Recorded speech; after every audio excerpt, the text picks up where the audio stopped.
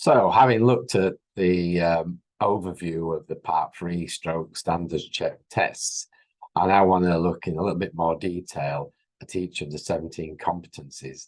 And in particular, I want to look at the different groups. So this video is going to be really looking at the lesson planning competencies.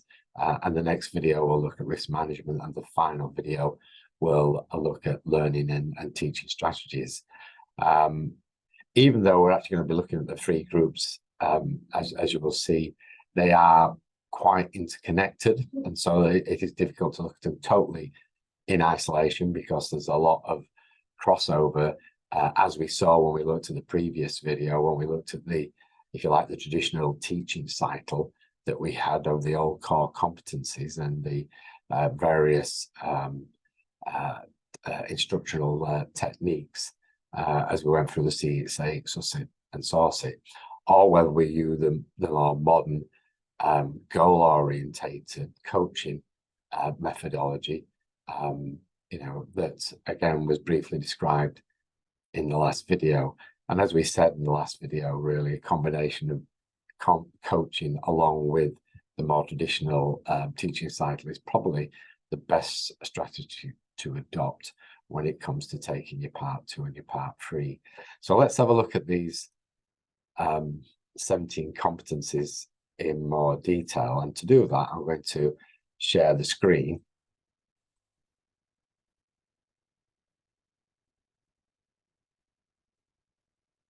So here we are. So this section, as I said, is about the lesson planning.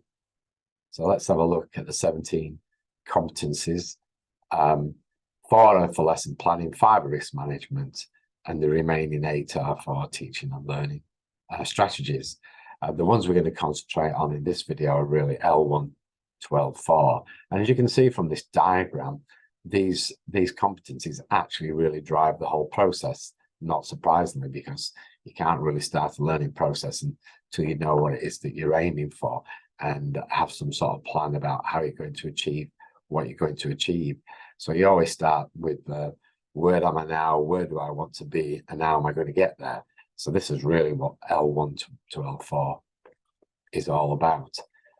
So as you start looking at, first of all, your goals, then the structure of your lesson, i.e. the activities and the way in which you're going to go about achieving the goal, the learning goal that you've set, and then making sure that the practice areas and the activities match, so that you get the relevant experiences necessary to achieve the overall learning goal. This then moves you on to potentially R1, which is where you decide how to share responsibility, because quite often in any plan there is usually a sharing of risk, or a discussion about risk and deciding who's going to be doing what. So quite often, even though we're going to be looking at them as 3 separate groups, R1 would potentially become involved at this point. At that point, you then go into doing the teaching and the learning, if you like. So you're basically looking at these competencies as you start to aim for the particular learning goal that you're trying to achieve. Now, as you do that, you may discover some areas that you need to focus more attention on, if you like, on learning needs, as you'll discover that is what we call them, which results in maybe going round this part here, coming back up, and then having to adapt the lesson, if you like, review and reflect on what's happened, and then actually reassess whether this is the right goal and or needs. Is this the right activity or activities to achieve those revised goals and needs? And is this a suitable practice areas or routes, etc., to be able to achieve those particular needs? So that's one way you might go around the cycle. Alternatively, as you're doing the teaching, a safety critical issue might arise, which then starts to take you down here. R2 is always in play, if you like, because that's where you're watching and you're aware of any issues that are coming up. You can use that R2 both to label learning needs, or where you need, how you need to involve your teaching and learning, but it could also be a matter of a risk, such as a safety critical driving fault, in which case you would go down to R3 and R4 and R5, and then that to make sure that particular safety critical issue doesn't happen again. Then again, you may look to adapting your lesson, which then may affect your goal. It certainly is going to introduce a new need, which may take priority over any particular goal at that point. You then again look at whether the activity that you're about to undertake will solve that. Normally, if it's a safety critical issue, you want to make sure that issue potentially can happen again. So you often would do the same loop around again to see whether or not that driving fault, having had a discussion about it, can be eradicated and given them the necessary support to achieve that. So it probably wouldn't require changes to L2 or to our L3, but it may be, because it may be something quite radical that needs to be addressed, and it may need a completely different plan depending on what the root cause of that safety critical issue is. So that's, in overview, how these 17 competencies work, and this is giving you an idea of how they're interconnected and how they loop around. So what we're going to do now is look at the lesson planning in a little bit more detail. But before we do that, I just want to re-emphasize this interconnectivity. And that's nicely illustrated by some of the guidance to the examiners, something called inconsistent marking on L1 and L2. So this is, again, is a direct quote from the guidance to examiners. The following is an example of inconsistent marking. 1, did the trainer identify the learning goals and needs? If that equals 0, was the learning agreed lesson structure and tailored pupils' experience ability? If that was a 2 or a 3, with that being a 0, that would be an example of inconsistent marking, because it isn't possible really to have a lesson structure that's tailored to the pupil's experience and ability if you're not satisfying the pupils, either pupils' learning goals or indeed their learning needs. And so that's what it says. If you read on, it then says this is inconsistent because if there had been no meaningful attempt to identify the pupil's learning goals, it is not possible for a lesson structure to be either agreed or appropriate. So 0 on L1 equals either a 0 or a 1 on L2, which means it is now almost impossible to get a grade A. Well, that's what it says in the guidance, and it's quite correct. I think if you get a 0 in L1, there's every chance that you'll actually won't get a grade B either, for that matter.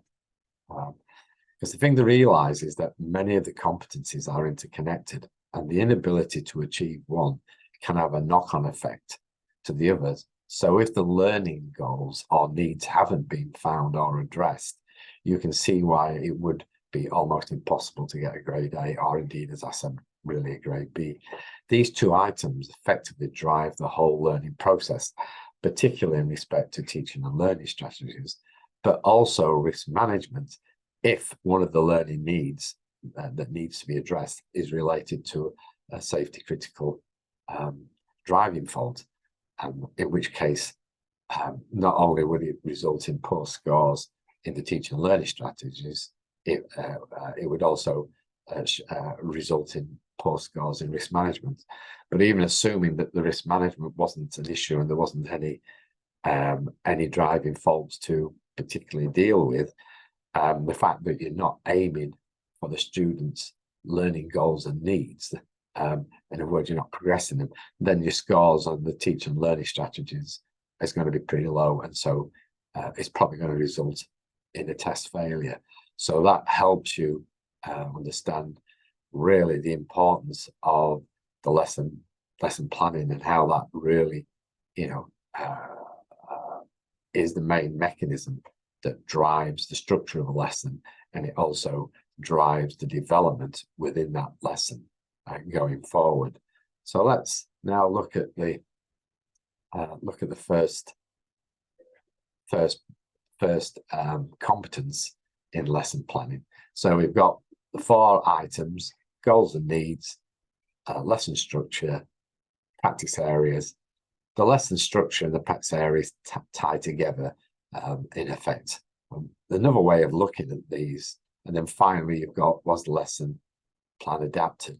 Well, in terms of the way we would look at it, is that L1 is the goal, L2 and L3 is the lesson activity that you need to undertake to achieve the goal, and L4 is in effect the review process, you know, or the reflection process to say, is it working? So that's what we have here. So let's first of all look at, did the trainer identify the pupil's goals and needs? In this case, we're not just talking about what the goal the learner needs to achieve, but we're also talking about any learning needs. Learning needs, as we've already highlighted, could be a driving fault. That would obviously suggest the learning need exists to actually make sure that that fault doesn't get repeated. Other needs may come as a result of your questions, or as you watch the practice, you'll start to see certain areas of a person's performance needs particular attention. So you can call that a learning need. So as you go along, it's a very dynamic process. So you might start with an overall goal, but as you start to see how the student performs in the achievement of that goal, you start to identify, if you like, particular areas that need attention, that need potential improvement. Some of which may be, say, safety critical issues, which are more to do with risk management, but some might just be simply gaps in the student's knowledge, understanding, or skill. Whatever it is, that's what actually drives the process forward. At the beginning of the lesson, it's really more about learning goals than needs, although some of the needs you will cover, as we'll see in a moment. So let's have a look at that in some detail. Learning goals and needs. Well, learning goals and needs, this competency is basically to help the pupil to identify what they would most like to achieve next in their quest to become a safe and competent driver, i.e. their learning goals. It's also to identify gaps in their performance which need attention, i.e.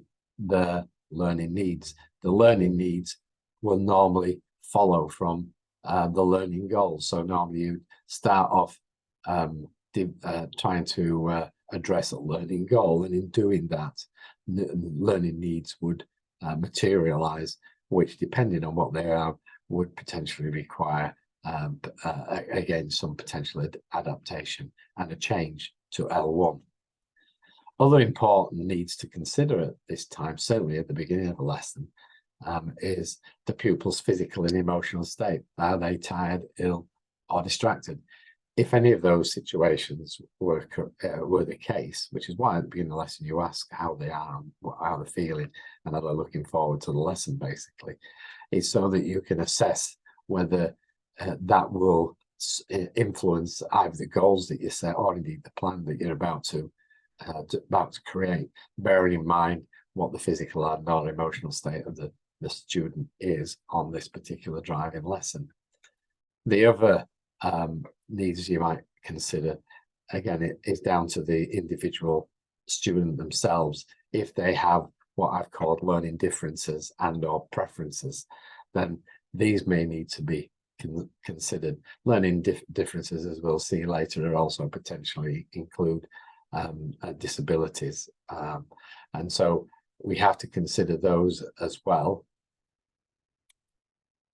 And finally, to ensure that the student's well-being and indeed their motivation, we also need to consider some universal psychological needs that we'll briefly look at as well. But the main two aspects to learning goals and needs are the first two items that I put up here, which is identify the learning goals and identifying the learning needs. The other needs are also important and are potentially ongoing. So as part of this section, I am going to briefly cover those as well. So learning goals. So learning goals is helping your pupil to identify what they want to be able to do and or feel better about it in respect to their driving. Ideally, these goals should be what we call SMART, and SMART stands for specific, i.e. easy to comprehend by the pupil and potentially by you, measurable, so that they know when they've been achieved. There's no point in having a wishy-washy goal where it's difficult to know when it's been achieved. So it needs to be measurable. And part of your job as a trainer is to actually make sure that the goal is SMART by making the student aware that making them clarify more clearly what the goal is, especially if you can't see how it could possibly be measured. It could genuinely be a case that they want to feel better about something, which is difficult for you to measure because you can't see what's going on in their head. But at least you can understand and you can ask questions to say, did that help you feel better as a consequence of that? So it is possible to have something that is subjective based on the student's own feelings, as in this case. The goal needs to be attainable from their starting point. Again, it's your responsibility, depending on the goal that the student raises as something they want to achieve. Is it realistic to be able to achieve that from where they are at this point in time? If it's not, then you need to make the student aware of, by discussing in more detail what's involved in achieving that goal, and hopefully through that discussion the student will recognize that in fact it's perhaps too big a step for at this stage for this lesson with the skills and abilities they currently have. However, from that there may be some stepping stone that you can create, which is a halfway goal or a sub goal to the main goal that they could possibly achieve right now, or potentially if they have decided that actually there's something else completely I'd like to achieve, which hopefully is more within my abilities as they stand at the moment, then you'd move on to that instead. It needs to be relevant. In other words, it has to be something that the student really does want and wants now and is a priority to them. So be very careful you don't push them into learning goals which are not really a priority to the student, because they're never going to be quite as strong as if it's relevant today, or they see it relevant. So they need to understand, well, where does it fit in? If so, that will increase its priority to them and ensure they're motivated to actually pursue the particular goal in hand. And finally, it's got to be time bound. In our case, we have a fixed length of time for a driving lesson, which could be an hour, it could be 1.5 hours, it could be 2 hours. And so any goal that you come up with, you need to make sure it's potentially achievable within the time frame that you have. If not, again, you would need to make your student aware of that, and in doing so, perhaps get them to cut the goal in half in some way, or to simplify it in some way so that it is still achievable within the time that's available today. So that's what we mean by a SMART goal. And this is basically what a coaching conversation is all about. It's actually helping the student to select a SMART goal. And that's the primary purpose, as I say, of the coaching conversation, is to establish this. And before exploring how they might best go about achieving it. So this is a step one, if you like, of any coaching conversation, is usually to find a SMART goal. And once you've found that goal, make sure it meets the criteria that we've said there. Then you can start to look at the options, or you can look at the obstacles that are in the student's way to being able to achieve that goal, with the view to finding a way forward. However, that's not part of this particular competency. That's really when we move on to L2 and L3, when we're looking at the actual lesson structure, and we're looking at the activities and the plan for the lesson. That's where the next stage within the grow, or indeed the Oscar model come into being. So let's have a look at the learning needs. As we said, the learning needs is about filling in gaps in the pupil, helping the student to identify gaps in their knowledge, understanding, skill, or indeed their confidence or their experience as they move towards their learning goals. For example, committing a particularly safety critical driving fault would suggest that a learning need exists. So these gaps will often become more apparent to you as a result of watching the student's performance. They're not, you won't necessarily, just from having that initial coaching conversation, it doesn't guarantee that that's will identify where the student needs to put most of their effort or energy. That becomes usually more apparent as they actually try to achieve the goal. So the pupil's performance helps you determine what these learning needs may end up being, i.e. what are the areas that you need to focus on to help them achieve their particular learning goal. How confident or comfortable they appear, again, whether or not they're coping very well will actually, a lot will depend on their body language and how they converse with you. So that if you recognize that, then that again means that there's a learning need there. There's maybe something that needs to be addressed going forward, or attention needs to be paid to this particular area. What's causing them to feel, I don't know, nervous, unhappy, etc., or even just simply being distracted. What circumstances, a result of what circumstances or situations arise as they undertake an exercise or activity will also maybe bring to light some areas that you need to work on. Some areas, in fact, that you may have even thought were sorted, but now that you're actually moving on, you can see that they're not. So you may need to address that particular learning need. Obviously, another way you can particularly find out whether there is a gap, particularly a gap in their knowledge and understanding, is simply to ask questions. And so that is something that you would normally do as part of your coaching cycle, is to find out what they know already as part of when we move on to the next phase, which is looking for the obstacles that are in their way, i.e. their lack of knowledge, understanding it, etc. The way you might go about helping the pupil to fill these gaps will depend upon what the pupil is already capable of, or indeed forms of help from what they might best respond to. Well, if your goal's SMART, then you've already checked that it is feasible for the student to actually tackle this particular goal. Other needs, we briefly talked about learning differences and preferences.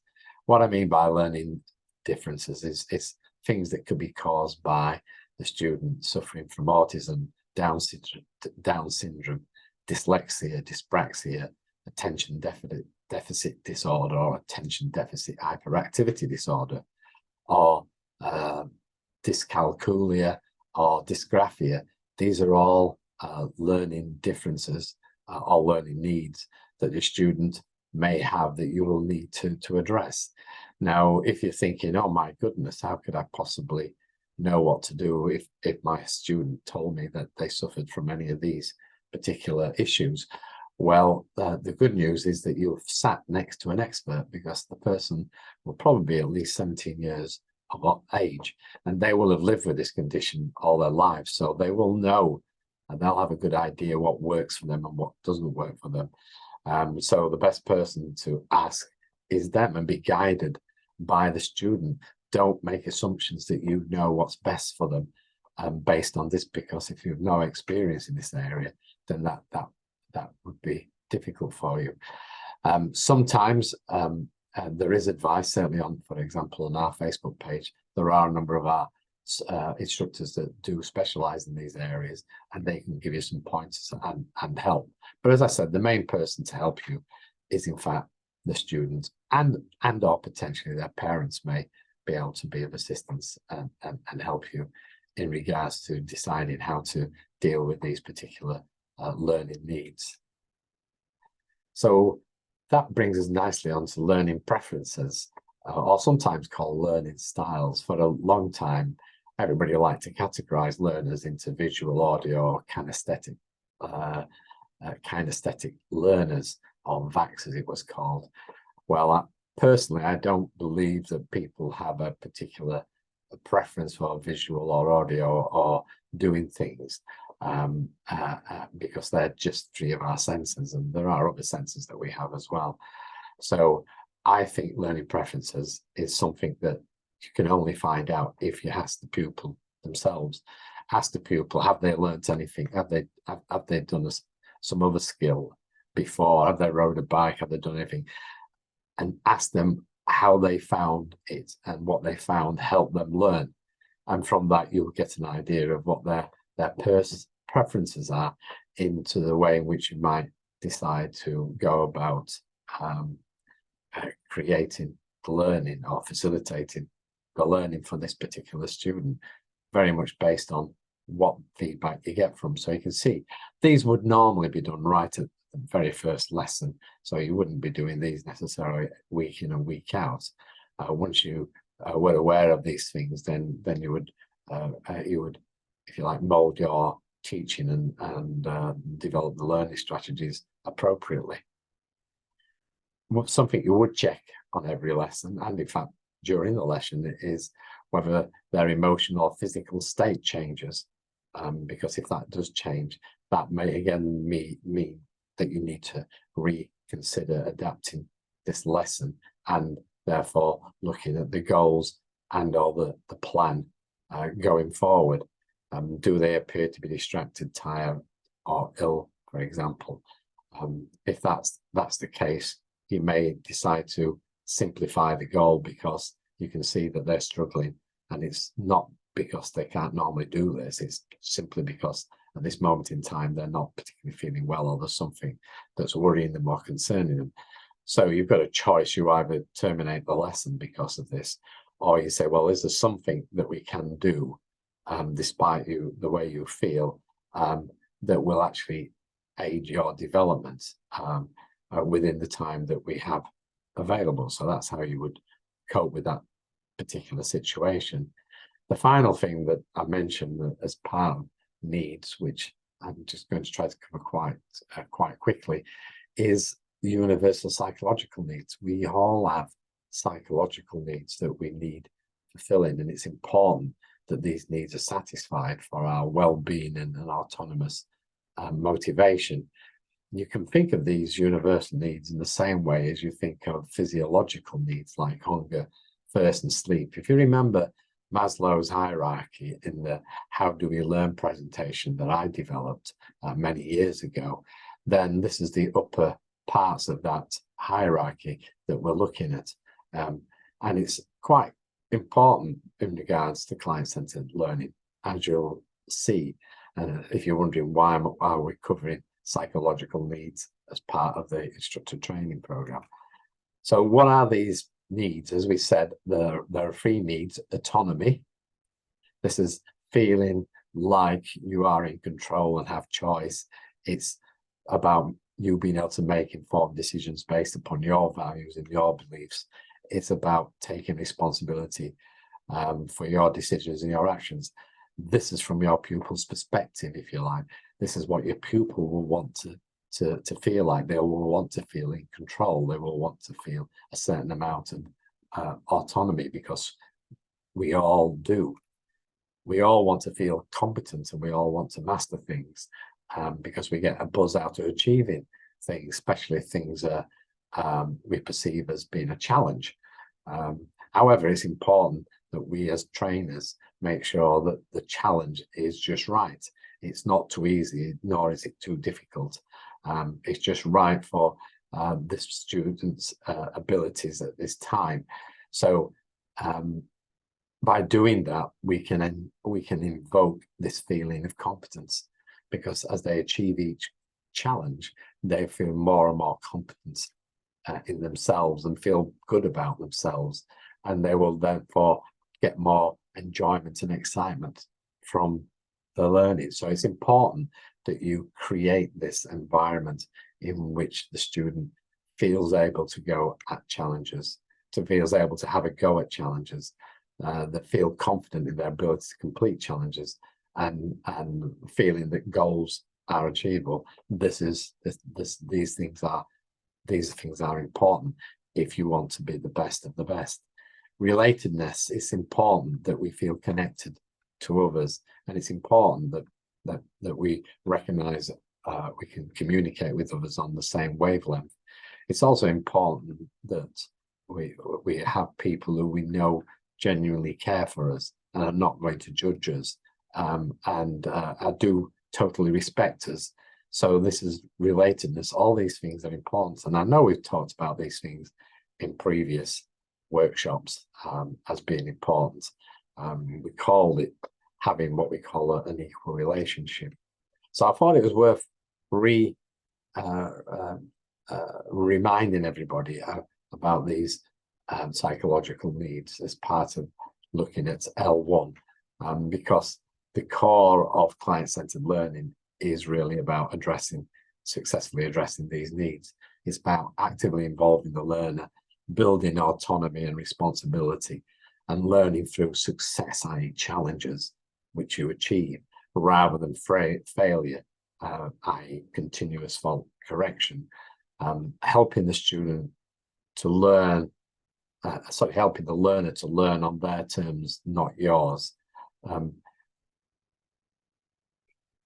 And that's really what the universal psychological needs. Well, that's as much as I want to say about the needs, and give a quick introduction. I know there's quite a lot of information there. There are other areas where we go into those. There's obviously lots of material within your course materials that expand upon some of the things that I've just mentioned, but I really wanted just to briefly mention them, just to bring them into the overall arena, because when you're looking at goals and needs, these are the things that we're trying to look for.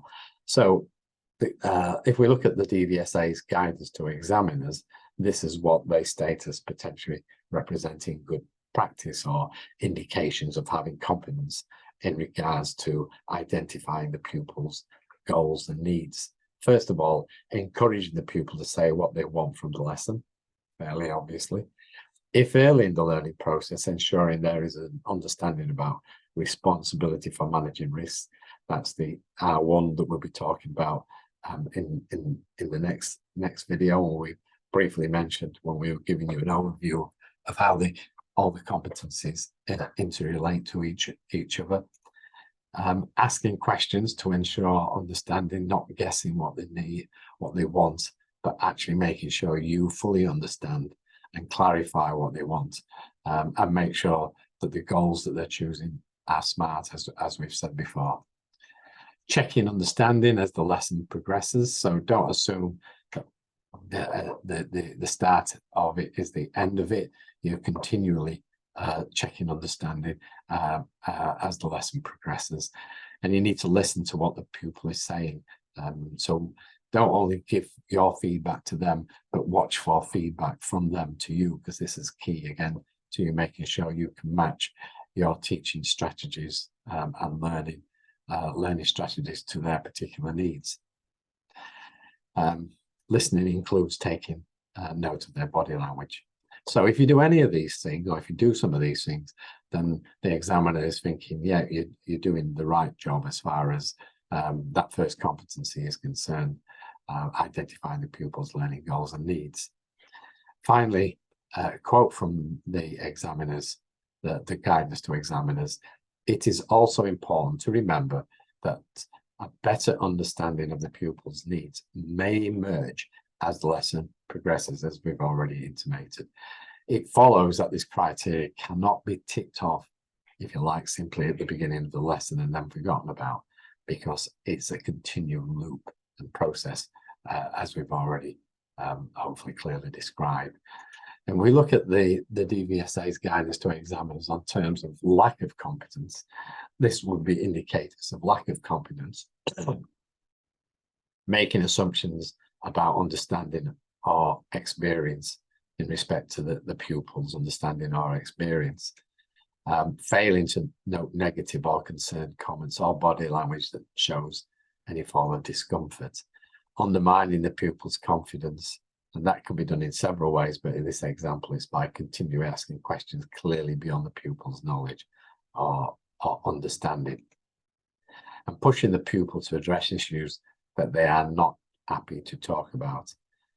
They have a caveat on that, unless there is a clear need, such as identified risk or safety critical issue, in which case it is important that you do raise the issue, you do talk to them about it, and you make sure that they get the message in that particular regard.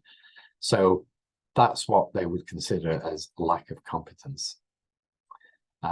In terms of giving you a summary question to help you assess your performance when you look at any lesson that you've delivered, you will notice in your students' progress monitor that there is in fact some lesson reflection forms that will enable you to mark yourself in terms of how you deliver a lesson.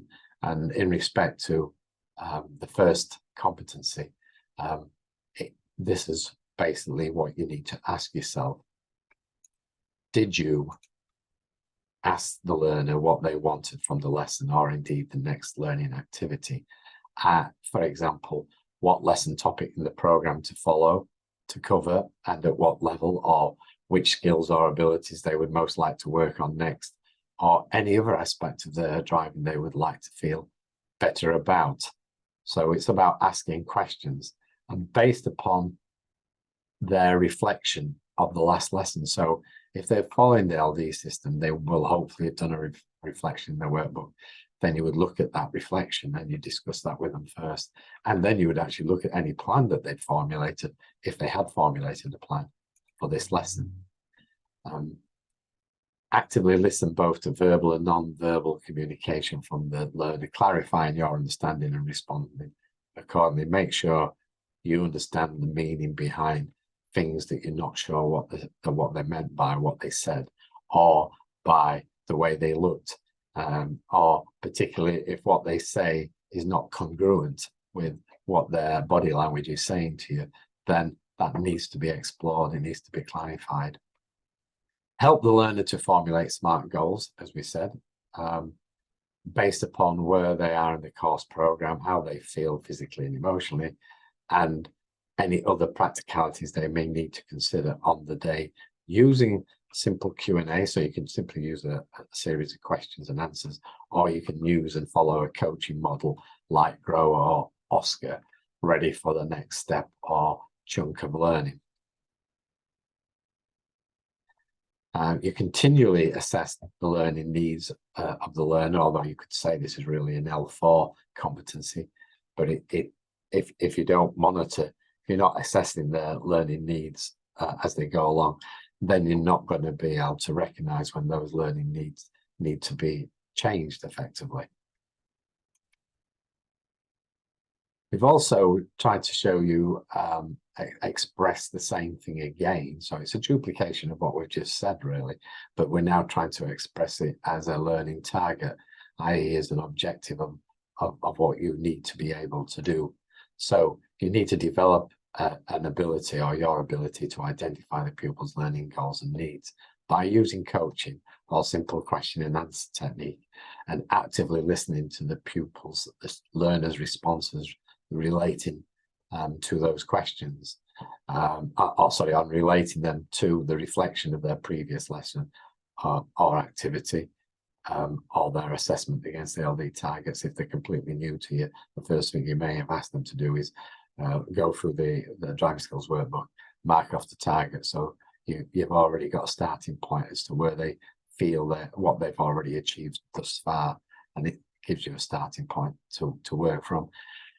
Based on their existing abilities and aptitude, that is assuming that you've already know the student to some degree, so you've already engaged you already know how they learn and what their abilities currently are and what their aptitude is for learning new things, what their physical, mental, and or emotional state, again, because of the relevance that might have to any plan that you're about to perform. And then looking at their plan for the lesson. So you take all those things into consideration, and the way you do that is by, if you're using a coaching model, these things would come out as part of the coaching model, or just simply asking a series of suitable questions to find out where they are now, to find out basically where are you now, where do you want to be, and then the next step would be to go on to how we're going to get to where you want to be. Alternatively, if there's a brand new student and say they're an experienced driver, then you might undertake a short assessment drive of a new experienced learner or driver with a view to discovering what they may need, having firstly raised their awareness of where opportunities for improvements exist, and therefore the establishment of new learning goals and needs. And again, continually reviewing the learner's performance, although as I've already mentioned, that's more to do with L4, but it's relevant here because if you don't review the performance, then you won't change the goals and needs as you need to do as part of directing and developing the lesson forward. And particularly if it's a safety critical driving fault. So that takes us on to the second competency in the lesson planning section. L2 was the agreed lesson structure appropriate for the pupil's experience and ability. So this is where we're actually now going to look at the goal and actually create some sort of plan. In other words, how we're going to structure the lesson. Well, a lesson is typically structured into a beginning, a middle, and an end. And what I'm going to show you now is a beginning, middle, and end, primarily more associated with the part 3 or the standards check lesson, but it's the same idea. So you have a beginning where you would review the lesson reflection of the student from the previous lesson, or you actually do it at the time that you meet them, or a lesson recap, you may also call it lesson recap, and a plan if they've done a plan at the beginning. You then agree goals, and then you agree your way forward.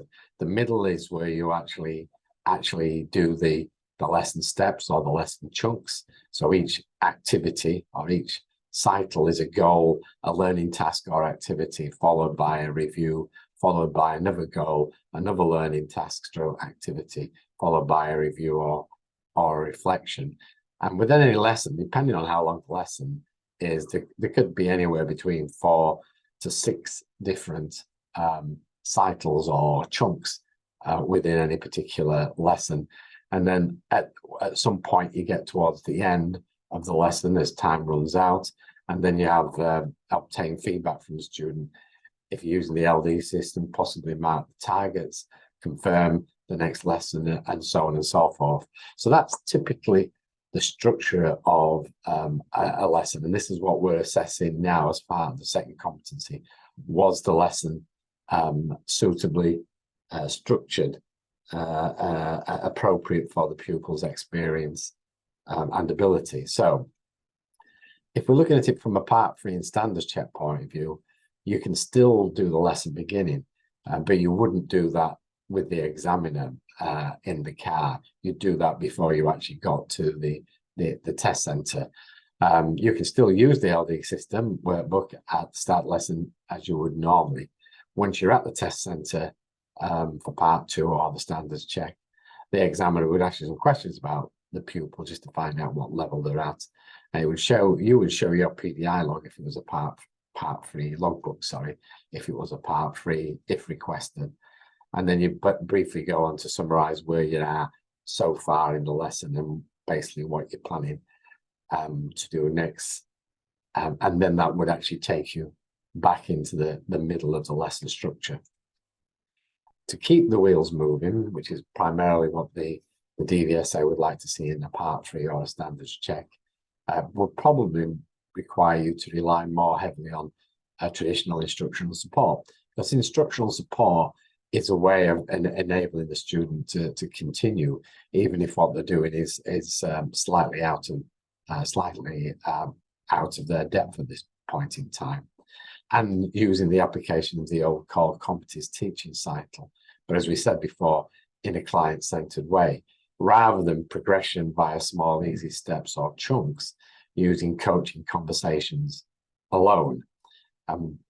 For your test, and indeed for real, we would recommend that you actually use a hybrid of the two approaches. So do use coaching conversation to get the student to achieve goals or to set challenges for the students, so that they can to aim for then some sort of activity, and then you'd reflect upon that activity, and you'd use basically coaching as your primary methodology there. However, if a safety critical fault arose, then we would definitely suggest that you go back to the core competencies teaching cycle. But we'll see that in a moment when we look at the middle in a little bit more detail. The goals will be potentially more about identifying learning needs, i.e. potential driving faults, in this particular circumstance where you're making much more use of instructional support. Then we look towards the end of the lesson. Well, there's not really much of an end of the lesson as far as the Part 3 and standards check concerned. You've only got 2 or 3 minutes, so really you just summarize what you've achieved up until that point, and then you would complete a full end of lesson stage and mark targets, etc. once the examiner left. So that's what we mean by, was the lesson appropriately structured? As you can see, the DVSA are much more interested in this middle bit, because that's the bit where you're driving around. So let's have a look at that middle bit in a little bit more detail. Well, as we said already, the middle bit is really a series of lesson chunks or steps, and each chunk or step normally starts by having some sort of goal, then going on to some sort of activity.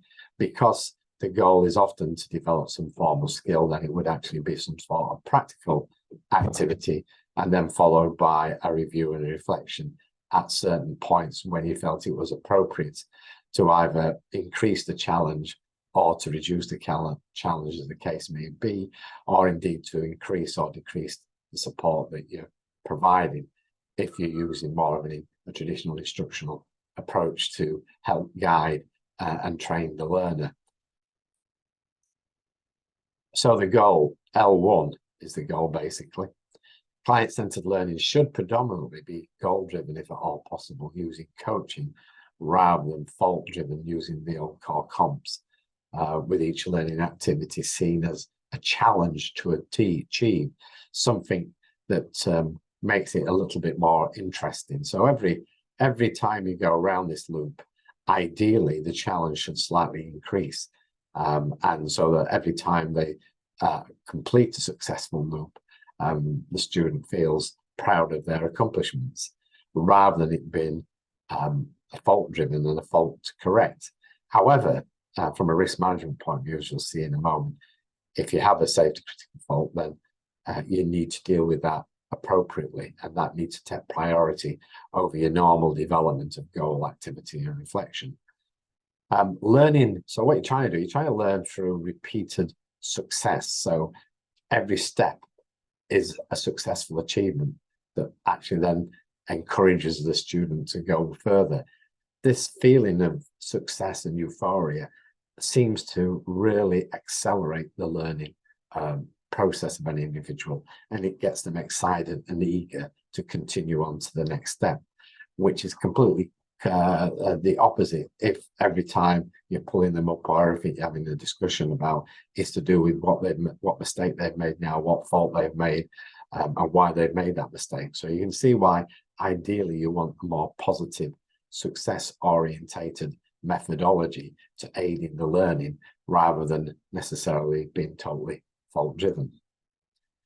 Then if we look at the activity, well, the activity as far as the 17 competencies is concerned is basically L2 and L3, and the activity would normally involve a short repetitive route, and short repetitive routes are often ideal, allowing the learner to experience the activity again and again, because obviously, unless you're very lucky and they actually seem to grasp the achieve the goal on the first attempt, then you would normally need to keep refining their performance until you've got to the goal that you were trying to achieve at the level that you were trying to achieve it. And you want to do this within a short space of time. So you don't want long drives, between actually targeting what it is that you're trying to work on. So whether it be a learning need or whether it be a goal, ideally you want to be able to keep that time as short as possible between each attempt until they fully achieve the performance level that they wanted in respect to the goal. Then they set or a learning need identified. In this case, the learning need could be just a refinement that's necessary in the student's performance to actually achieve the goal that you've stated. Or it could be it could just be the fact that the students mastered the goal at this level. Therefore, you want to tweak the goal and actually increase the challenge so that, again, they don't get bored or fed up or complacent. And you continue with that excitement of feeling that I've gained something and I've achieved something again and again. Finally, as part of this this chunk or step of learning, you have a reflection or a review process. So you check performance at suitable intervals and inspire self-belief. You have to decide when those intervals need to be. And so you would actually go around the loop maybe once or twice, and then you might have a discussion about it, or you might have a discussion every time you go around the loop. The choice really is up to you. So when we see this goal, activity, reflect, goal, activity, reflect, goal, activity, reflect, that could be the same goal, but you're getting closer to it on each attempt. Or it could be 3 separate goals, because on the first loop around, you achieve that goal, then you achieve that goal, then you achieve that goal. That goal is effectively some sort of challenge or step. It's a move forward. So the reflection is really to figure out, well, what was gained from what we just did, basically. And as a consequence of that, do you need to increase or decrease the challenge? Naturally, if they've achieved the challenge, then you need to think about, well, how can I now increase the challenge? So you may still be targeting the same goal, which could be to deal with quiet junctions, but this time round, instead of turning left at a junction, you're going to say turn right at a junction, because that involves slightly more more skill than turning left. So you can see how you might gradually progress each cycle towards the achievement of a particular goal. If you do use instruction and using some level of instruction, you're giving them support and help to help and ensure that they achieve the driving task, then you might decide alternatively to increasing or decreasing the challenge would be to either increase or decrease the level of support that you provided. Ultimately, you're trying to get them to be able to do it completely unassisted by you. And at that point, that shows that they've actually achieved a goal. And so that's another way of actually increasing or decreasing the challenge, is by increasing or decreasing the support. You have to ask yourself during these reviews, do you need to adapt the lesson completely? Is what we're doing working? Do we need a new goal to aim for, or do we need to focus on another element of achieving that goal? And once we've achieved what we set out to achieve, then we can look at moving on to perhaps a completely new goal altogether. So that's the middle bit. That's how that normally works. And that's how it works if you're developing skill and their performance is gradually improving as you go along. However, there is an exception to keep going through this particular series of chunks or steps, and that is when you come across a safety critical driving fault. A safety critical driving fault means that some risk has occurred. Either some risk was prevented because you intervened, or some risk did actually occur which you had to deal with.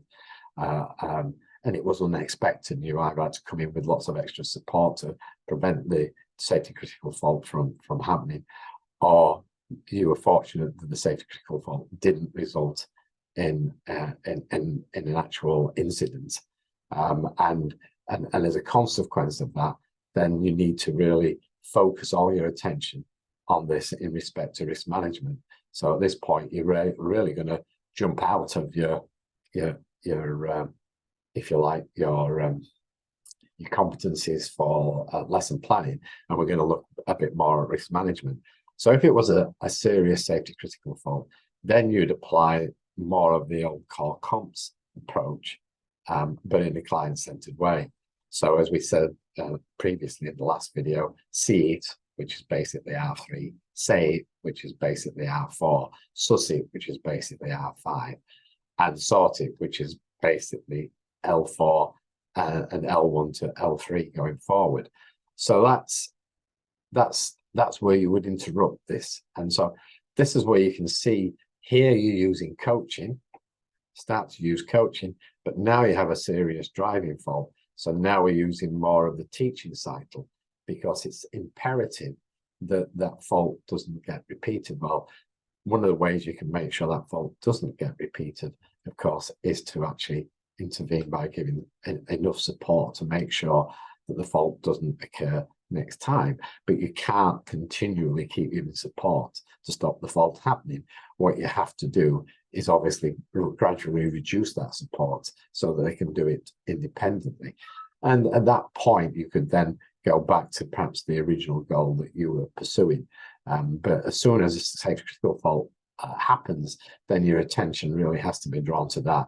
And you have to deal with that, because you have to eradicate that risk before you can continue with the lesson as normally. So activity, what do we mean by activity? Well, basically, an activity can be a driving task, it can be a route, it can be an exercise, and it's something that's been pre-considered or pre-planned with a view to helping the student develop their skills and understanding necessary to achieve their learning goals or needs. For example, this may be to perform a specific driving maneuver. There are several maneuvers that are useful to develop control skills. So you may target one of those, and that might be your activity. And you might start off, for example, doing a turn in the road, and the turn in the road might start on a very wide road with hardly any camber. But as you try to progress that further, i.e. increase the challenge, eventually you may move towards doing the turn in the road on a very narrow road with a steep camber. So if you get the idea. So while each of these may be seen as a separate activity, within each one of these activities, there is usually a way of increasing the challenge. And that's ideally what you're trying to do. If, however, when you actually start the exercise, it becomes apparent that the challenge is too great, then you've got to find a way of reducing that challenge. And that could be by still sticking with what you're doing, but you're just giving more support, or it could be that you have to change the plan completely, have to change the goal, and or change the route, or change precisely what you're dealing with. So what else could an activity be? Well, it could be to develop any aspect of skill or an element of a driving task. So an element of a driving task could be the approach, if you like, the approach routine to turning left, or the approach routine to the T-junction.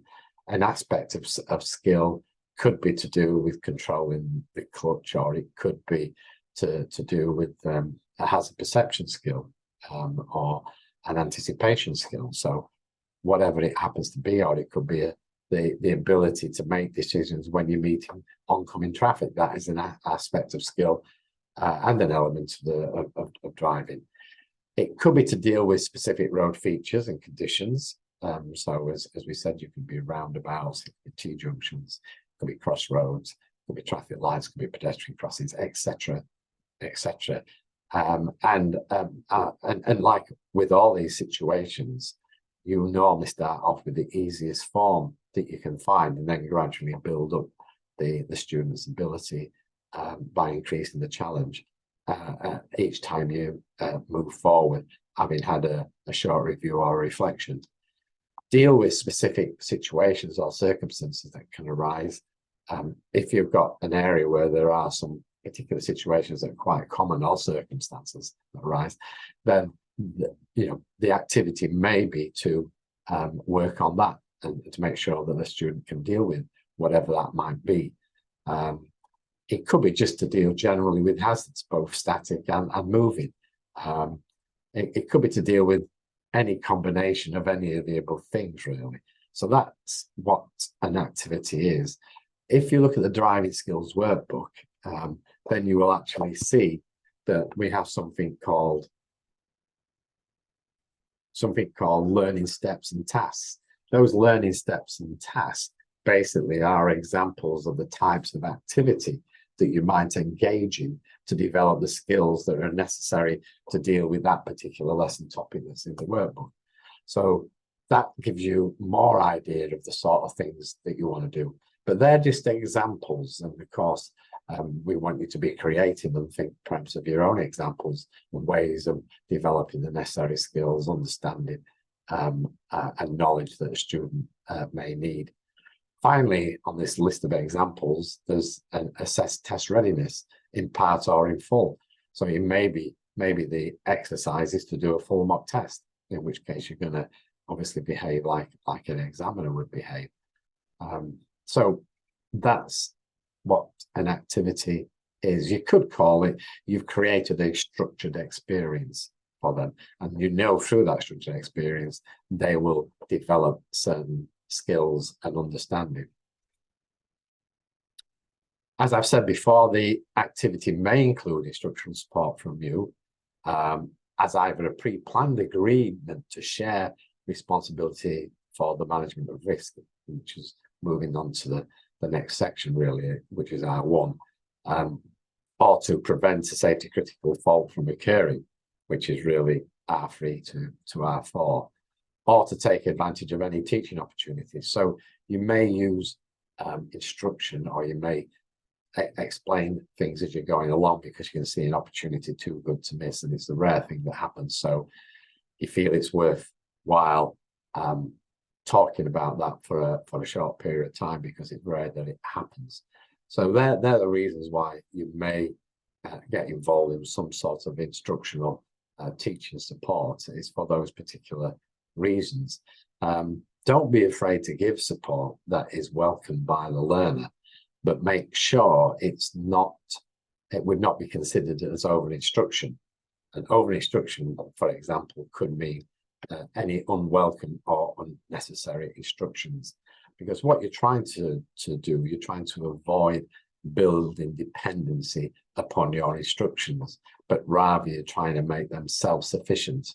And so that's really the purpose really behind client-centered learning, is actually to get them to learn how to evaluate risk, how to make decisions, and how to move forward. And that's what's different about client-centered learning from the more traditional approach, where it was really more around fault assessment and fault correction. So what's important as well, which is not really part of L2, but is really L3, which is the location, route, or exercise performed, would need to be carefully considered with the above in mind. So once you decide what the activity is that you're trying to achieve and the skills, sub-skills that you're trying to obtain, then you need to find a location or a route where you can actually find what you're looking for, and also be able to build upon that skill, or in fact even reduce that skill if necessary, in other words, find quieter areas. But that's really moving on to a bit more onto the L3, which is the practice areas. So it needs to be a suitably sized learning step or chunk that meets, of course, with the ability of your particular students.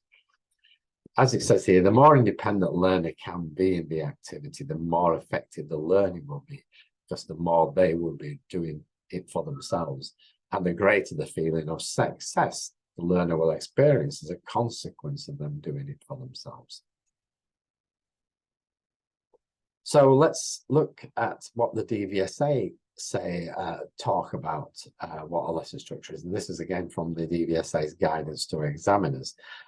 This is what they consider to be good practice. So an indication that you were having competence in regards to the lesson structure that you'd set in regards to was it appropriate for the experience and ability of the pupil would include ensuring the pupil understands what they plan to do and agrees with that plan.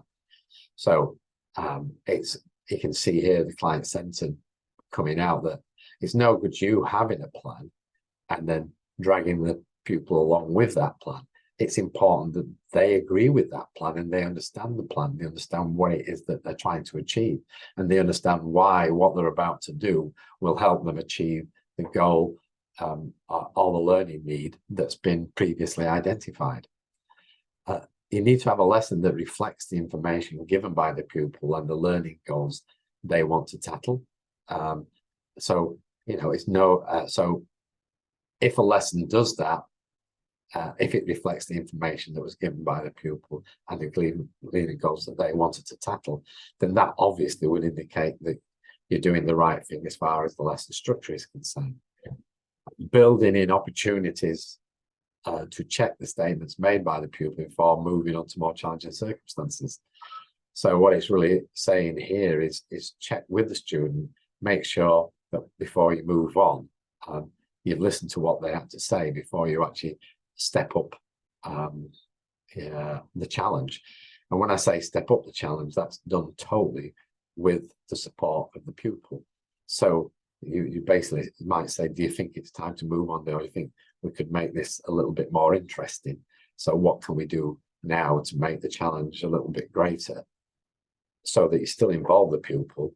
Then you get the agreement to what that might be. And you might hear, because they've obviously, they don't understand what makes a task more difficult or more than perhaps you would do, or easier than you would do. So this is where you might input and give some suggestions or help as to how they might step up what they're achieving, you know, from this point, all within the overall goal of whatever it is that you set at the beginning of the lesson, which could have been to effectively, safely deal with quiet junctions, for example, could have been the overall goal that you'd set for the lesson. Checking theoretical understanding. So again, if you're ignoring that, if there is a theoretical, which there often is before you do any practical exercise or deal with a junction or deal with a roundabout, there's often theoretical understanding required of the pupil, of the student, to be able to, before they should go about tackling that. And it obviously makes sense that you ensure that that theoretical understanding is in place before you actually start the exercise. Otherwise, it's just going to increase the risk of potential failure, which is not what we're about. We want to be positive. We want every attempt to be successful to some degree, even if it's not perfect. It's actually a move in the right direction. This is what the guidance to examiners says, or this is the particular bit that I've selected, which I think is relevant. The lesson structure should allow the pupil to progress at a manageable rate, stretching them without overwhelming them. For example, a pupil who is concerned about entering roundabouts should not be asked to tackle a fast-flowing multi-lane, multi-exit junction as their first attempt. So you can see here, this is where you're talking about having logical steps and logical progression. That's what the lesson should do, the way you structure it. And of course, because we're talking about roundabouts and we're talking about multiple lane roundabouts, then obviously you're really talking about the route. You're actually talking about the practice area as well, which is why L2 and L3 really merge into each other quite significantly. Neither should they be restricted to very quiet junctions unless the ADI identifies a potential risk that they need to work around. So that's what the DVSA think you should be achieving. That would indicate, if you like, competence. Now the DVSA also in the guidance state what they consider would indicate a lack of competence. Now, what they would indicate as a lack of competence in this case would be, first of all, delivering a pre-planned standard off-the-shelf type lesson that doesn't take into account the pupil's expressed needs or concerns. In other words, you can't, unlike perhaps a classroom lesson where you can deliver something off the shelf and in a very fixed way, you can't do that really with the development of any skill, because it's quite dynamic. The way the development takes place is changing all the time. So you can't have an absolute fixed lesson as such. You can have a framework and you can have an idea of what you'd like to achieve, but you have to build in flexibility to that, because you have to respond to the needs of the student as they become apparent to you. So although you have a clear goal to begin with, exactly how you develop that student towards the achievement of that goal will depend to a large extent on the learning needs that you start to identify as the process begins. Failing to build in a suitable balance of practice and theory. So again, this is a bit like the previous one where it says you check that they understood the theory before they did the practice. This is basically saying that in this case the practice and the theory aren't suitably matched. So you're not introducing the theoretical understanding that perhaps is necessary before they do the practice. So that's what the DVSA say are indicators both of this particular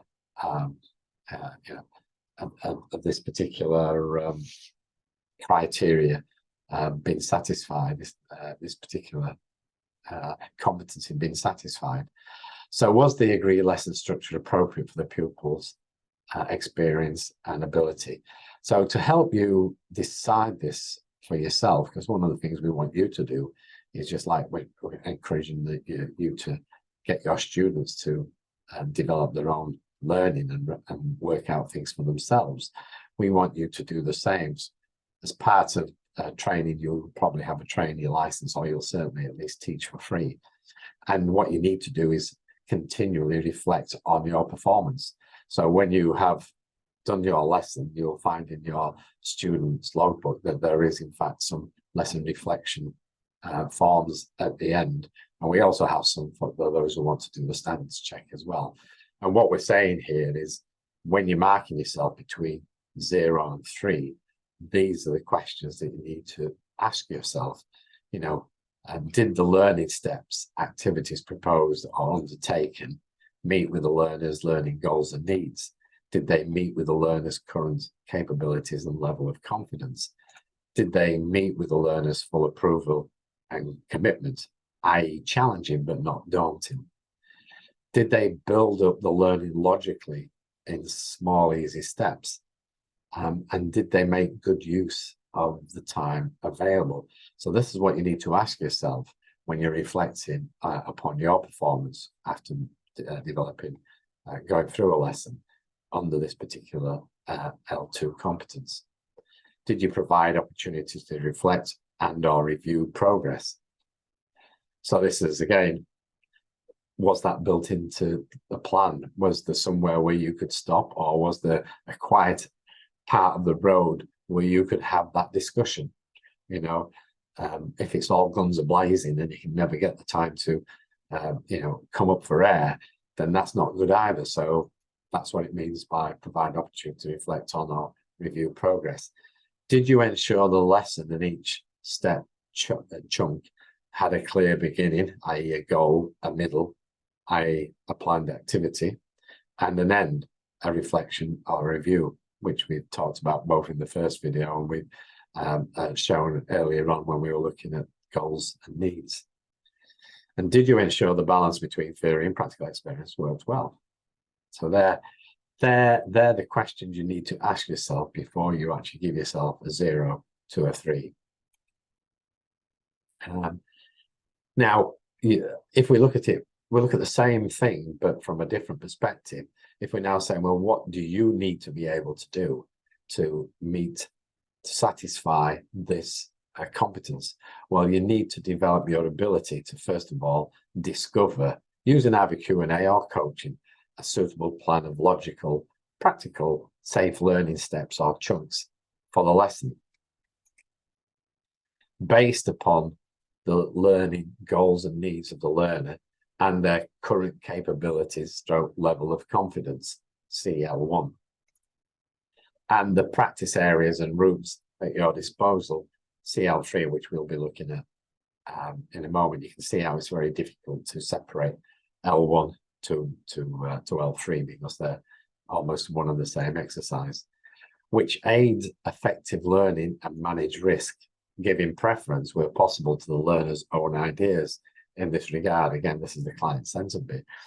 You know, if the student has ideas about how they might be able to develop their skill or their performance in a particular area, and you see that as being reasonably safe, and you can do that, even though you might have your own ideas, go with the student's ideas. Let them see if their ideas work first. Ensure each lesson, step, or chunk has a clear beginning, i.e. the goal, or the challenge, a middle, and the activity, which is a combination of L2 and L3, and a reflection and a review, which is effectively going to be the L4 when we look at it later. Agree a short activity, so it could be 5 to 8 minutes, addressing the identified learning goals or needs as the case may be. Deciding who is responsible for what. So what support will you give, if any? This is where R1 comes into being. Execute the plan as you transfer responsibility as soon as possible. So if you have decided to give support, part of the plan must be to transfer that responsibility. So you may start off with giving them a lot of support and a lot of help, and in fact telling them everything that they need to do, and then gradually you would turn that into perhaps just giving them prompts, hints, or using Q&A as the case may be. Reflect upon and review the plan. Is it working? So make sure you take the time to stop, if you can stop, or on the move the more, and ask yourself, is it working? What should we do next? If it's working, you can carry on probably with exactly the same type of activity that you're doing, although you'd be looking to increase the challenge in some way to make it a bit more difficult than it was on the previous occasion, just to make it more interesting for the student and also to give them more satisfaction that they've achieved something and they've gained some extra ability, making it clear to them what that extra bit is. Ensure any activity achieves a suitable balance between theory and practical learning. Again, so make sure that the student actually knows what they're doing, not only knows the subject that they're dealing with at this particular point in time, but also know what you're planning, what the plan is, and how it's and what their role is within this particular plan. And ensure you review the lesson structure plan in the event you need to modify the lesson goals or satisfy your learning needs. I will talk more about that at L4, and you can see now L4 links back to L1, which then links to L2, which then links to L3, which is what we showed you originally when we started this particular presentation. So that's looking at the structure. Now let's look at the actual practice areas, which as I say, are very closely linked to the structure. Were the practice areas suitable? Well, sometimes the actual area that you're taking them to is in fact the activity, and it's one and the same. So what is an activity? Well, let's break it down again, and particularly focus on whether the practice area is suitable. What we're trying to achieve in any activity is small, easy steps. So the more you consider what these learning activities might be and how best they can practically be accommodated in your locality or indeed around the test centre area, the better you will be able to advise, give choices, or indeed accommodate learners' own ideas in this area, in this regard. So you can see here a big element of being a successful driving instructor is really knowing the area in which you're trained like the back of your hand, and understanding exactly from the pupil's perspective how difficult driving in that particular area or negotiating those particular junctions would be. And so you know at what level you would you would expect your student to be before you took them down a particular road, for example.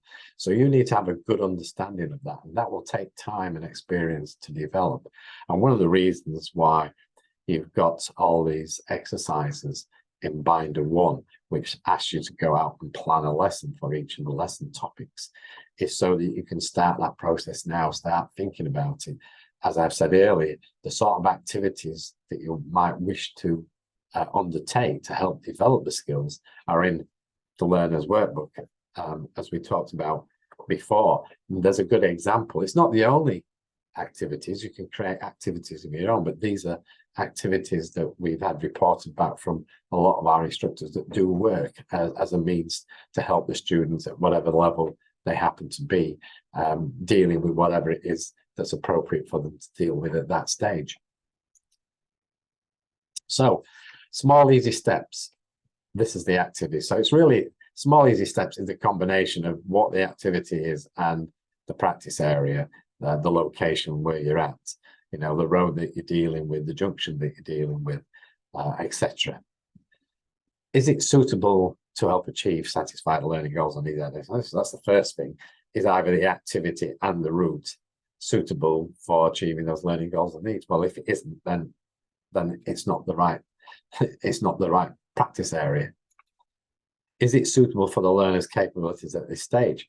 This is where you've got to carefully match practice area and the roads to what the student's capable of doing at any particular stage.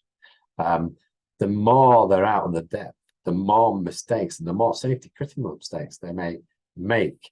So if your student's making a lot of safety critical mistakes, it may not be because the student's a slow learner or something, or something else is wrong. It could simply be that you've got them in the wrong place at the wrong time for the capabilities of that student at that point in time.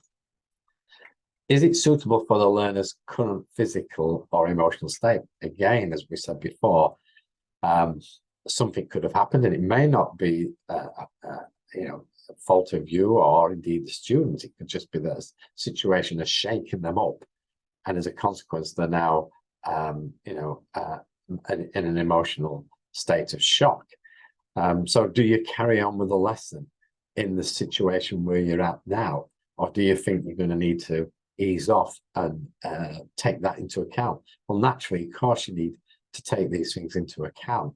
So any small step or activity needs to take that into account. As we said before, it's got to represent a challenge. So any activity and goal therein has to represent a challenge. It's got to be exciting, but not daunting.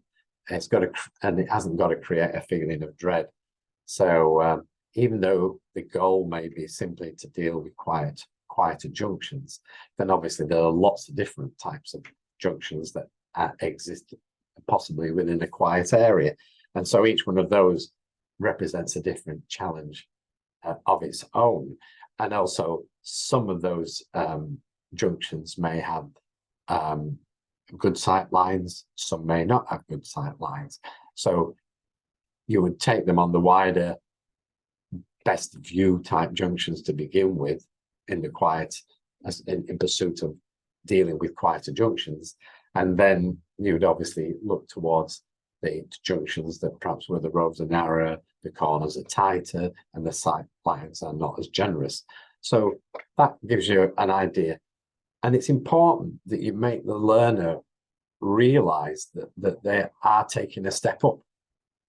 So involve them in talking about, well, how can we step this up now? What can we do and add to the difficulty of the task that we've got, so that they know that the task is being made difficult and they know why, and you've discussed what the differences are with this next junction, so they appreciate what the extra challenge is going to be.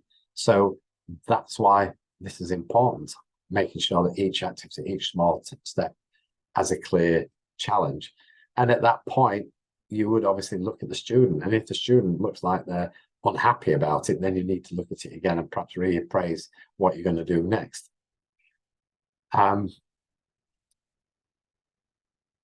Make sure the activity is suitably supported by you if it proves necessary to minimize risk. So you may get involved in an activity or indeed a route, which ideally you would prefer it not to be what the student is dealing with at this moment in their development. But due to practical constraints, it may be the best and the only road that you've got available today to be able to deal with it. And in that circumstance, another way to simplify the activity or the route is by providing more support and help. So that's important. It's better that you do that and stop them making faults than it is to let them make faults and all of a sudden from going from challenge to challenge, feeling great about their progress, they're now feeling like they're going backwards as you keep pointing out one driving fault after another driving fault after another driving fault. So rather than do that, it is much preferable to give them a little support. Don't overdo the support, otherwise you'll destroy the challenge completely. That's what you're trying to do here with these small, easy steps. The activity is within the learner's comfort zone with a clear plan of how you will collectively deal with any unavoidable aspects that might not be. So this is where that support might come in. Or you may decide that en route, we're going to come to a particularly nasty junction, which I'm not totally certain that you're ready for. So you have to decide, maybe you can stop before that junction, have a look at it and say, well, do you want to try it? I'll give you support and help and get you through it. Or would you prefer to swap seats and I'll just drive through it? And then once we're through it, it will swap back around and you get back into this side of the car. So that's what's meant by, thinking ahead about especially hazards that are known. There are obviously hazards that you can't help, that you weren't aware of, that materialize, that may be out of the student's comfort zone. And if you can spot them quickly for yourself, then you would come in with the necessary support and help, because ideally you didn't anticipate that this was likely to happen, and it has now happened. So you've got to try to deal with it and try to minimize the impact on your student. So because you don't want anything negative affecting their performance. So remember, remember you need to quickly adapt IEL4, the activity and indeed the lesson plan, if what you are doing is clearly not working. So that's one reason why you would do it, if it's clearly not working. Another reason why you might do it is because a safety critical situation has arisen or was prevented by you, as described earlier when we were looking at the way learning chunks and steps work and how you might break out of that cycle if a safety critical situation arose, and look more towards your more traditional core competencies approach to dealing with it and making sure you put instruction in place, because you don't want there to be a risk of a hazardous situation arising. So that may require you then to reappraise the lesson, as the case may be. All depends on what the safety critical issue is as to what you might have to do, but we'll look at that when we look at L4 and we look at adapting the lesson. So now let's look at what the DVSA Guide to Examiner states is good practice. Were the practice areas suitable? And it says indications of having competence in this regard would include a practice area or a route that provides a range of opportunities to address the learning objectives. When it says learning objectives, it means that the learning needs and all the goals of the student. It has challenges, so there are challenges. So they don't want you driving around achieving what they achieved before and achieving it again and again, otherwise they're going to get completely bored. So it has to be challenging in some way, but it's got to be realistic in the term of the pupil's capabilities and confidence. So you don't want them full of dread, you want them full of excitement, and you want them to have a good chance of being able to rise to the challenge. If you know damn well they're not going to be able to rise to this challenge, then you really shouldn't be having them face the challenge in the first place. It then goes on to say, having confidence, this is what it says, the ADI should use an area or a route that allows the pupil to practice safely and helps them to achieve their goals. It should provide some stretch and challenge, but without taking the pupil out of their comfort, out of their competence zone. So that's what the DVSA say is having confidence. If those things were true, which we just stated, then the examiner would feel that you're actually doing a reasonable job in this area. In terms of bad practice, then we look at the guidance against to examiners. It would say an indication of lack of competence in this regard would include taking a pupil into a practice area stroke route that takes the pupil outside of their competence zone, so that they spend all their time surviving and have no space left to look at learning issues, or exposes the pupil to risks that they cannot manage.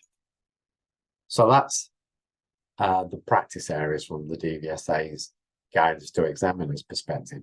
If we now come back to what you should be doing when you're actually checking your lesson and you're marking your own performance in your student's logbook for part 3, or indeed the lesson reflection form that we provide for those who are about to take a standards check, then what you need to ask yourself in respect to this is, did the practice areas, and you'll see there's a lot of commonality between what we're going to stay here and what we said for L2, because they're conjoined in many respects.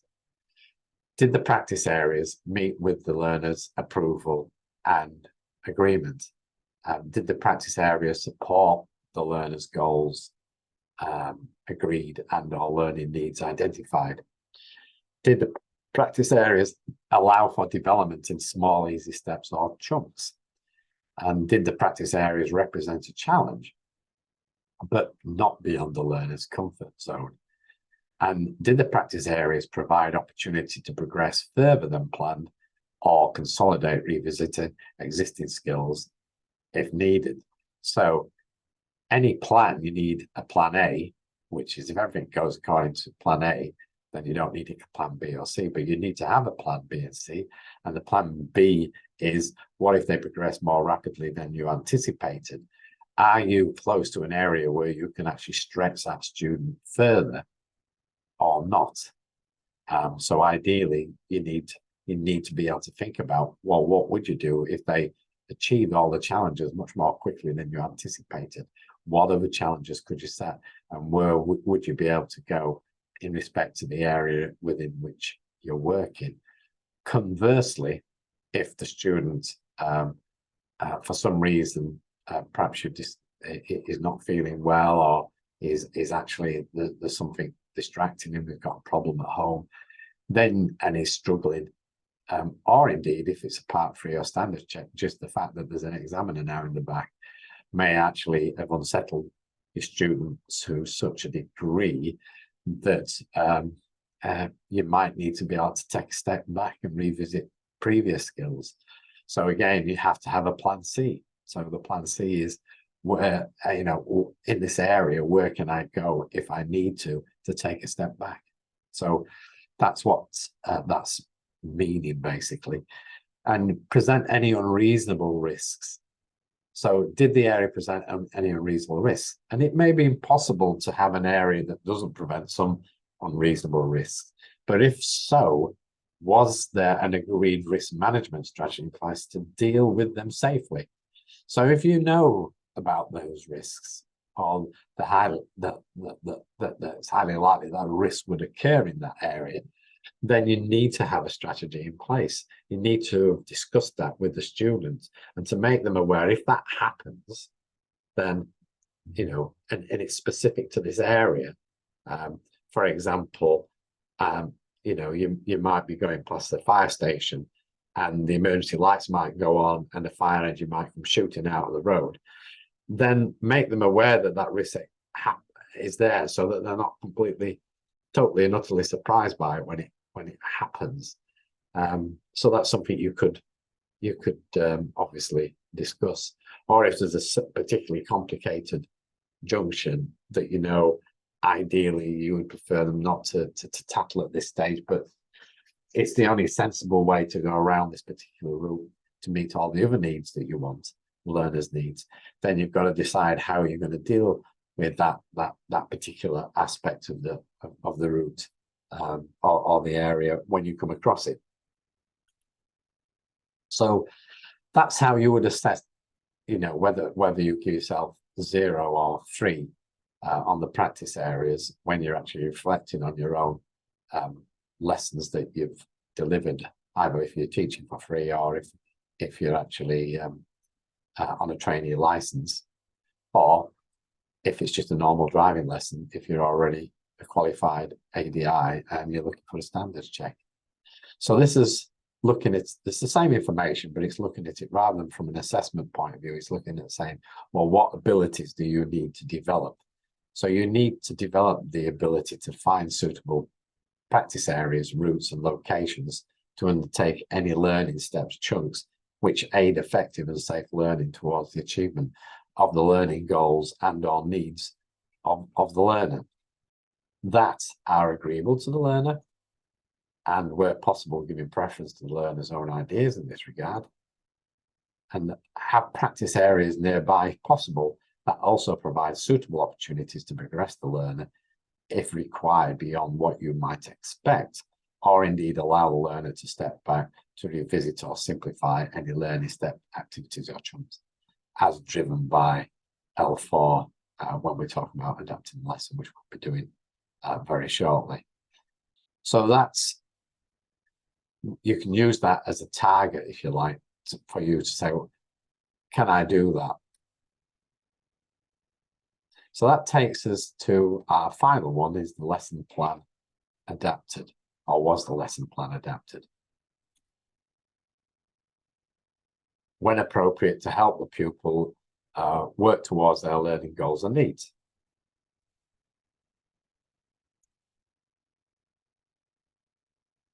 So really, this is where we're talking about, you know, we talked about goals, activity, and reflection or review. This is the reflection or the review stage, in effect, or the equivalent. This is the competence that's been tested here, really, is how good is your reflection and your review process for any of those learning chunks that you've undertaken. In some ways, the reflection or review process is similar to the core competencies, but you are basically not pushing or directing the process to the same degree, simply because it isn't a safety, or it isn't necessarily a safety critical issue that needs urgently addressing with instructional support to make sure it doesn't happen on the next attempt. If it is just a performance review and the issue isn't safety critical, then coaching can be utilized without the pressure to get a guaranteed instant result, as with a safety critical issue. So that's really the big difference between, if you like, improving performance generally versus making sure that risk management, you know, make sure that risks are contained. And that's the difference between the two. If it's to do with the risk, then it needs to be dealt with rapidly, and if necessary, and more often than not, it does have to be with some form of instructional support. If not, then coaching, you could carry on with your coaching model and progress it in that particular way. With client-centered learning, you want the student to build their ability to assess their own performance, solve their own problems, and make their own decisions as much as it is possible to do so, as you strive to develop their self-efficacy or their self-belief, you know, or their self-esteem. However, for the student, or their self-reliance even. However, for the student to be able to do this, they do need to understand what they are trying to achieve on each attempt. Otherwise, they will find it difficult to evaluate their own performance and draw any meaningful conclusions. Hence, the L1, why the L1 is important, and why getting a SMART goal is important, is because if it isn't a SMART goal, and certainly if it isn't their goal, but it's your goal, then it's much more difficult for them to self-assess. So if assuming then it is a SMART goal, and it's a goal that they want to achieve, and it is a goal that they understand. Then as part of the reflection, you would ask questions naturally. You would ask questions, you would actively listen to the students, and you would follow their interest. What we mean by follow their interest is that your next question will be based around what they tell you as a result of your first question. So it's not a series of prefix questions that you're going to ask. It's really, it follows more naturally depending on how the student responds to you. So you're going to normally kick off this questioning process using something like Gibbs reflective learning cycle. It's very similar, but it's the methodology that you use as a coach. And you start by saying, well, what happened? And you say, well, what were you thinking and what were you feeling? So these are the things you want to understand from the student's perspective. What do they think's happened? And what were they thinking at the time, or what were they feeling at the time? And you might follow that up with questions like, and how did they decide to, or how did you decide to go or do this or whatever it is, and how did it make you feel when this, that, or the other happened? And if there were other road users involved, you might have said, well, how do you think the other road users might have felt as a consequence of whatever it was that we're talking about? So they're not fixed questions. They have to be relevant to the situation at hand, but you're always trying to understand it from their perspective. So you're always trying to put yourself in their shoes. And the only way you can understand what they understand is by asking sensible questions. You need to understand from their perspective what worked well and what didn't. And why was that? Or why do they think that? Why do they think that worked well? And why do they think that didn't work well? You may find that the student's been overcritical of themselves, in which case you need to make them more aware that perhaps they're being overcritical. Or conversely, if they're not critical at all of themselves when they should be, then you might need to make them aware of why it wasn't perhaps as perfect and ideal an attempt as they might have imagined. Depending what it is, you might say, well, what else could you have done? That might be a question that's appropriate. You might ask, what did they learn, and what will they do differently next time, if anything? So as I've said at the end, it's not unlike Gibbs reflective cycle. So really what you're trying to do is you're trying to find out what they thought about what just happened, basically what they've learned from it, and as a consequence, what do they think they need to do next, in a nutshell. But the questions that you'd use wouldn't necessarily be the questions that I've given you. So these are just examples. Without the establishment of an equal relationship, which we covered in the client-centered learning workshop and presentation, again, that's something I developed many years ago, the student will probably not be willing to engage in the exercise in any meaningful way. So you're not going to get that interaction of the sort I've just been describing if you haven't built this relationship, if you haven't built this relationship of equals, which basically means you haven't satisfied their psychological needs. They don't feel they necessarily can trust you. It could also be simply that they're very inarticulate and they find it difficult to find words or to talk, and they may be extremely shy. So it doesn't necessarily mean that you haven't got the equal relationship. It could simply be down to their shyness or their inability to form words and state sentences very clearly. So you've got to be understanding, so you can't necessarily expect everybody to be engaged perhaps to the level that you would want. But ideally, when you're doing either your part 3 or your standards check, you really ideally want a student that can engage in this way and does work quite well with you and is very much on the same wavelength as you are, because that will make you feel more comfortable during that particular test, and it will probably make the examiner think, yes, you've got a really good rapport here and a good understanding. This has obviously been built up over time, so obviously you've got some good skills in this regard. The outcome of any reflection or review really is to ideally be able to increase or decrease the challenge, as the case may be, increase or decrease the support if you're using support, and it's in respect to the current goal, or you may be looking to form a new SMART goal and adapt the lesson accordingly. So you're always trying to look for new challenges to move forward. Sometimes before you can move forward, there may be an aspect of their performance that they need to address, i.e. a learning need.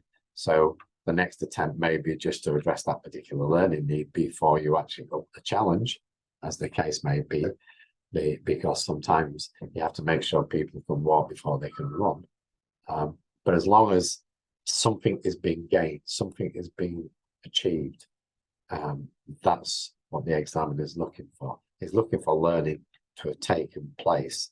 You know, he's looking for the student to ideally move forward.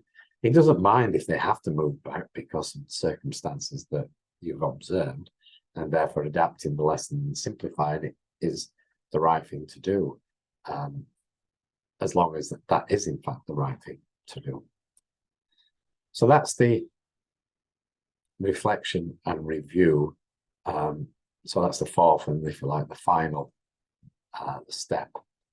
So let's have a look at what the DVS guidance to examiners states about this. First of all, again, indications of having confidence in this regard. They state in their guidance would be comparing the actual performance of the pupil with their claims and clarifying any difference. So as we said, where you're actually comparing their performance with what they think their performance was, and raising their awareness accordingly, either up or down, depending on the outcome of that review. Responding to any faults or weaknesses that undermine the original plan for the session. So if any faults have come up, or if there are a particular aspect of what they're doing which might not be causing a safety critical fault or anything, but needs to be addressed before we can go forward, then that needs to be targeted. You need to target your effort at what you've seen, basically, before you move on. Responding to any concerns or issues raised by the pupil, again, you've got to be actively listening, both with your eyes and with your ears, and watching the body language of the student to make sure you really, and if there's anything, if you're not certain what they're communicating to you, then ask. You say, well, you can clarify things. So what you've said to me is this, is that correct? Am I understanding you correctly in this respect? Don't feel afraid to do that if you feel that is necessary. That would look good again to the examiner, because it shows that you don't want to be shooting at the wrong target. You want to be aiming at the right target.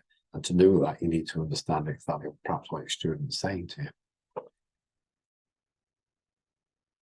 As it says, picking up on non-verbal signs of discomfort or confusion, quite clearly and important. And again, this is something that they say, if the pupil's inabilities is creating a possible risk situation, then you must adapt it quickly.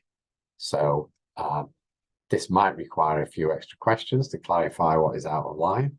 And it may be that the problem is because the teaching and learning style being used by the PDI, rather than because the overall plan is wrong.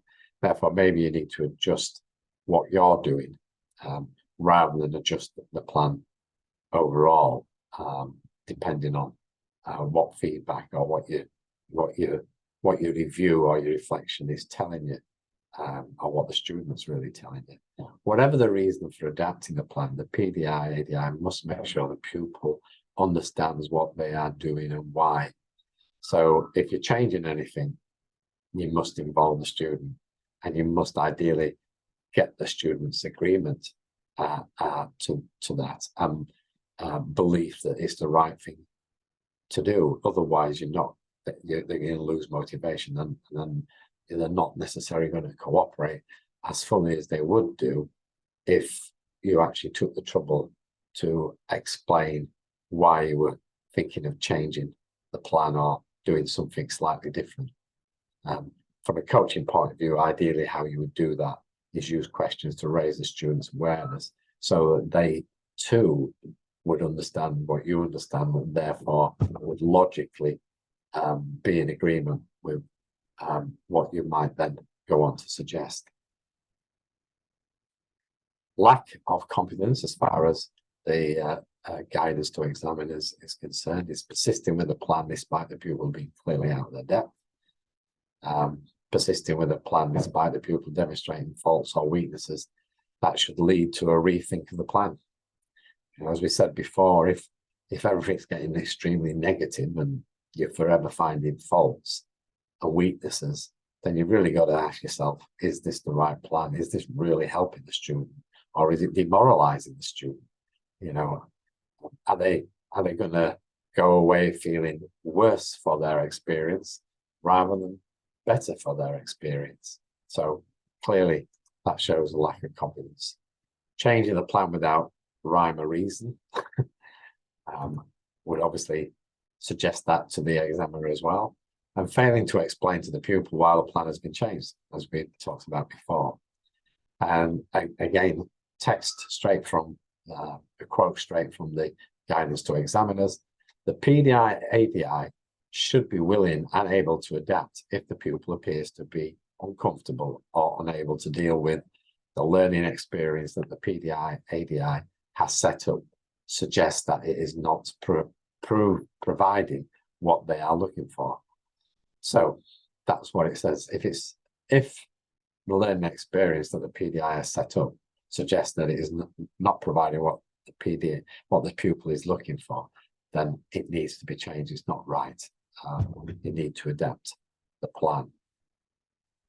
So that takes us to the stage where we're looking at what are you going to look at when you either give a lesson for free or you give a proper lesson, and you're marking your own performance in this regard using the lesson reflection form that I mentioned before.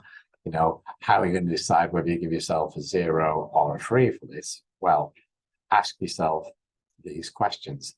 Did you adapt the lesson plan learning activities when necessary due to unexpected road or traffic conditions making it impractical or indeed too risky to continue with the current plan? Although we never mentioned this before, clearly your plan may have to change because you've got unexpected road or traffic conditions, or even accidents could happen on the route that you're on. So that may need you to rethink your plan straight away. Changes in the learner's emotional or physical state are seen by non-verbal signs of discomfort, confusion, disinterest, or boredom. Little or no real learning progress being made, just repeating what they can clearly already do. In other words, the examiner can't see any real challenge, or the learner is clearly wanted to do something else and is not really wanted to do this. Ask yourself, were there periods like that in your driving lesson? And the next step one is necessary due to the learner clearly being out of their depth or missing certain knowledge, understanding, skills, or competence to carry out the plan, as seen by the number of unexpected faults, especially if safety critical, being committed and or weaknesses being exhibited and or the high level of support needed from you just to tread water. So that's the question you need to ask us. That's a question you need to ask yourself, really. And based on how you want to answer those, that should determine the difference between a 0 and 4. Bear in mind that 1, 2, and 3 work closely together, and so it would be unusual to get a 0 in 1 and a 3 in 3, or a 3 in 4, and so on, because they all connect to each other. And if we express this, so it's the same thing again, but if we express it as a skill, what it is you're aiming for, as a target, as a skill target, you need to be able to develop your ability to continue to assess the learner needs of the learner in respect to either moving their development forward by increasing the challenge or indeed reducing your support, stepping it back by reducing the challenge or increasing your support. If you remember, again, this is from the How Do We Learn video, some of the How Do We Learn video. Well, it wasn't the How Do We Learn video, it was the How Do We Learn presentation and workbook that I developed many years ago. This is what we're aiming for. We're aiming for this sweet area in the middle here. On the left, we've got the challenge from easy or low risk to hard and high risk. And on the bottom, we've got the learner's ability from poor or low ability to high ability. And what you have to do is you have to match the challenge with the ability of the student. And if you match it and it falls roughly within this green area here, then you'll achieve something called optimum learning flow, where the challenge is achievable, but it's nevertheless still a challenge. If it's too great a challenge, all that will do is stress out the pupil, make them fearful, and potentially make them terrified, especially if there's high risk involved as well, which is going to have a negative effect on the learning, which is why if their ability is low, the challenge shouldn't be up here. Similarly, if their ability is high, but the task that you're setting them is easy, then they're going to get bored, complacent, and potentially frustrated with the lesson. Neither of these extremes are good from a learning perspective. We're always aiming to be around about the middle. The line here shows that it's not a precise science, and human beings don't need it to be perfectly placed. They need it to be roughly placed within this area. So sometimes the challenge may be a little higher, a little bit on the edge, but nevertheless it still works. Similarly, the challenge may be a little bit easier, but still represents some challenge, and that's all right as well, because it still fits within this zone, if you like, of optimal learning flow. So that's what you're trying to do, and why you might adapt your plan.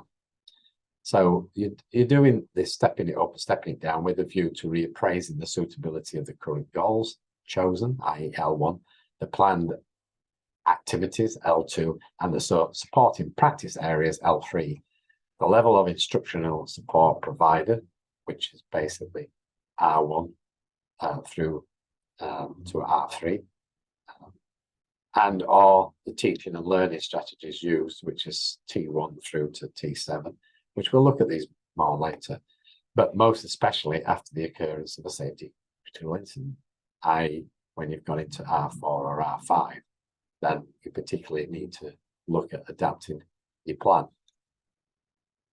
So that's each of the competencies in lesson planning, L1, L2, L3, L4, and as you can see, you would adapt your lesson either because you need to do it to continue the learning development through various learning needs, or because a safety critical issue arises, which you can also say is a learning need as well.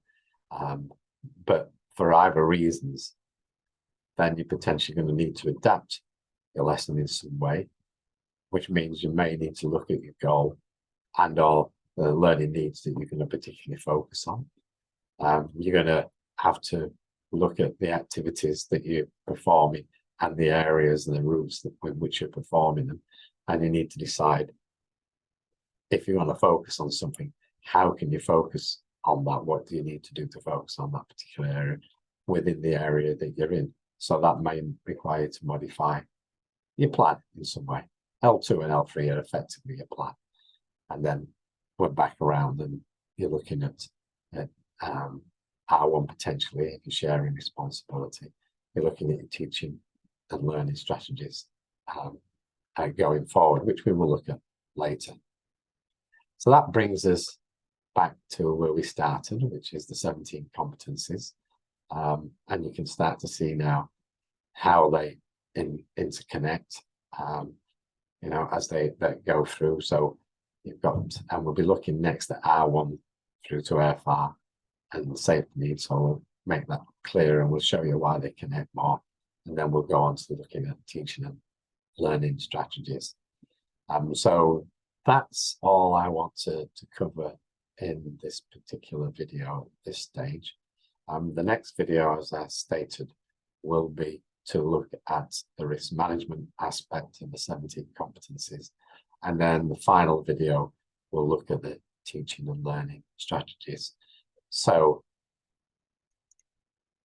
I'd like to say goodbye for now, and I look forward to you watching me in the next videos. Bye.